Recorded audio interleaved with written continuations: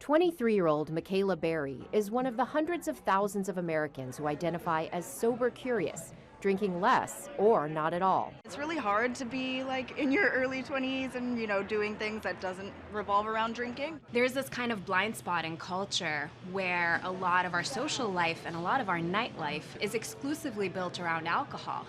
That's why Lorelei Bendrosky created Listen Bar in New York, a pop-up booze-free bar and social space for clear-headed connections. Big brands like Budweiser and Heineken now sell zero-alcohol beers.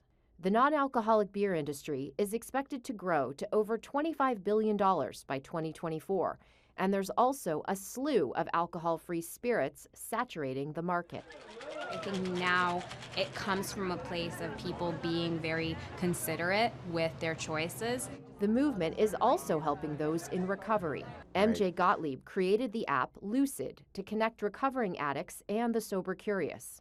When I was getting sober, it was diners and coffee shops, right? That was it. Now to be able to show sober dating, sober events, sober travel. We met Lucid user Philip O'Hara at Getaway in Brooklyn, one of the first brick-and-mortar sober bars in the country. O'Hara has been in recovery for over 3 years and says an app like this provides a space to socialize safely. You have a platform for people to be connected with other sober people. And then the sober curious movement gets brought into it, right? Turns out you like going to the sober bar, you have more fun, you make more connections, and then you decide on your own that, like, I actually have more fun without alcohol. A new study found abstaining from alcohol could actually boost mental health and well-being.